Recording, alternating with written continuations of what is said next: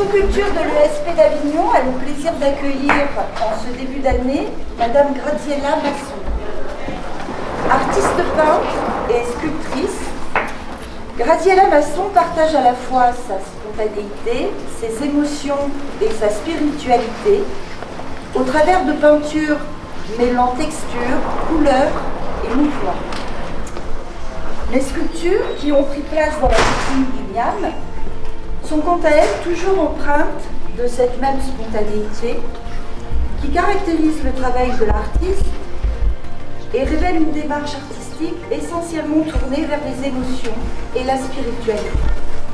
Merci à vous, Graziella, de nous offrir à voir et à regarder ce travail artistique à la fois singulier et universel, empreint de fragilité et de force.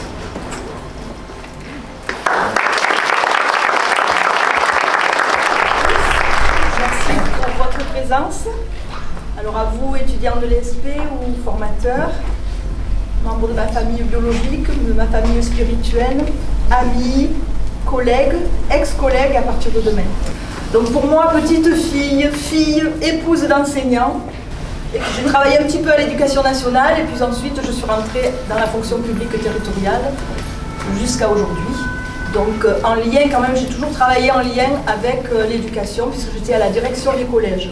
Donc exposer ici, c'est vraiment pour moi un lieu symbolique et qui me fait aussi passer dans une transition puisque voilà, je suis à la retraite maintenant. Voilà. Au point de vue artistique, donc si je devais m'inscrire dans un mouvement, ce serait certainement celui de l'abstraction lyrique qui privilégie le mouvement, les couleurs et la matière, voilà, et qui se libère de la représentation graphique. Comme je disais à la journaliste tout à l'heure, j'ai mis du temps à arriver à me libérer de cela.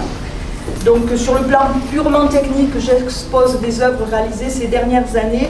Donc c'est vrai que c'est un petit peu hétéroclite peut-être.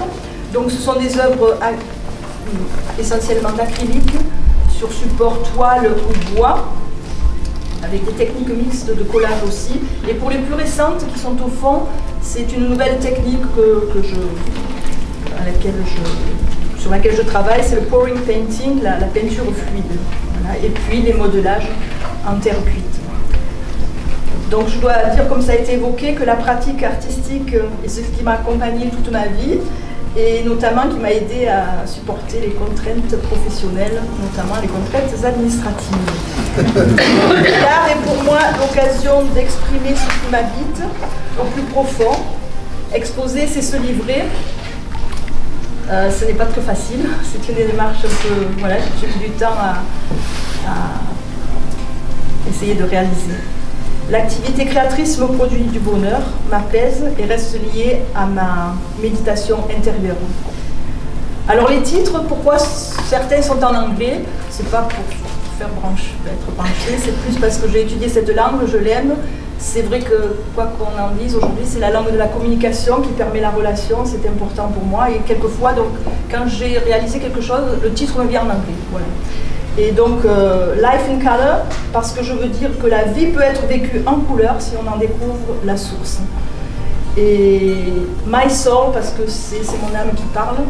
Et voilà, j'espère tout simplement que vous pourrez ressentir un peu de joie en regardant ce que j'ai pu créer. Et que cette joie pourra vous transcender aussi, transcender votre quotidien. Et je finirai par une citation lue dans un magazine.